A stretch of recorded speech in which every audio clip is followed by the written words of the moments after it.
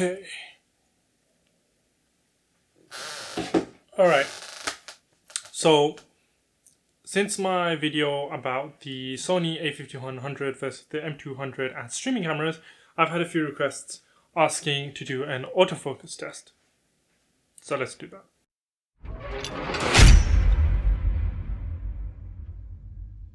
Guys, if you do enjoy me talking about streaming, tech, gaming, tech reviews, then make sure you guys head over to my Twitch channel, drop me a follow there, and do come by and drop in on my streams. I do try and stream a few times a week. I've gotten back into the habit of it, and I spend quite a lot of time just chatting about random stuff, from anything from tech to anime to world politics and coronavirus as of late, because coronavirus is everywhere. Anyway, so do make sure you guys head over to Twitch and drop me a follow there. All the links to my social medias in the description box down below, so get following. So in the last review of the Canon M200 and the Sony A5100, we saw that both cameras are very similar, especially when streaming. Actually, I'm using both of them. You can see the Canon over there and the Sony over there. So both are fantastic cameras in their own rights, but I've been requested to do a very quick autofocus test.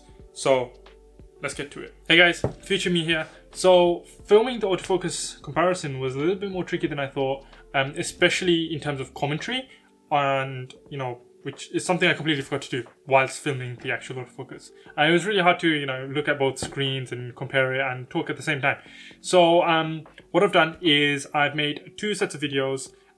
One set of footage is of the kit lens, and the other set is of the Sigma 16mm lens, which I had for both of the cameras. So with both the videos, I've done kind of 2 or 3 types of comparison. The first one is where I put my hand in front of the camera like so, and then move it away to see how quickly it focuses back on my face. So essentially by blocking the lens with my hand, letting it focus on my hand, and then taking away so that it then refocuses on my face, and seeing how quickly it does that. And the second way I did it was I had some spare acoustic foam lying around, which I basically just took and placed it in front of the lens again to block the lens, let it kind of adjust its focus, and then move it away to see how quickly it would autofocus. And I did that for both cameras at the same time, so the footage you'll see would be essentially the same thing, but shot from each of the cameras, and then for each of the lenses again as well. So after doing that, here are the results, and I'll talk you through it. So essentially what we see with the kit lens is, at first,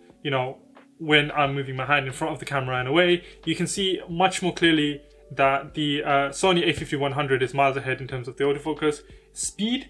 It's focusing much faster, both on my hand as well as back on my face. So with all the footage that I've done for both the lenses, including for the Sigma 16mm lens, it's doing the exact same thing. The lens isn't making a difference on the autofocus, which it really shouldn't.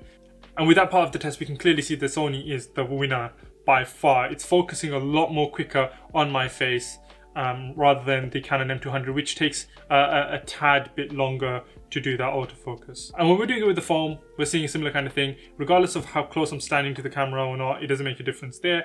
What we're seeing is that the Sony is performing a lot better in terms of its autofocus speed than the Canon is. It's autofocusing a lot faster back on my face from the moment I move the foam away. And that just goes to show that regardless of the Canon M200 being a newer camera, the Sony A5100 autofocus is a lot quicker. I don't know why that is. I don't know why Canon hasn't implemented a much faster autofocus on their camera.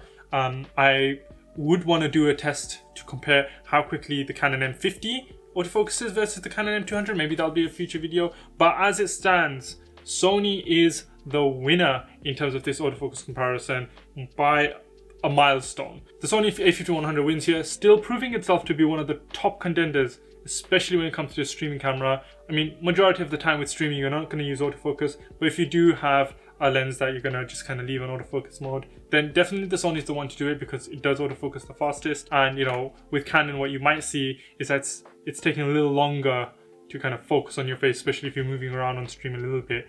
Whereas the Sony, it's a lot sharper. It just gets your face right there, focuses right into you, and your audience will barely probably notice the difference when it comes to whether it's out of focus or not, because it just does such a great job. Now, back to me in the future to end the video. Guys, I hope you enjoyed the video. If you want to see more of this kind of video, do hit the subscribe button, it helps a lot. Until next time everybody, Kai24 signing out.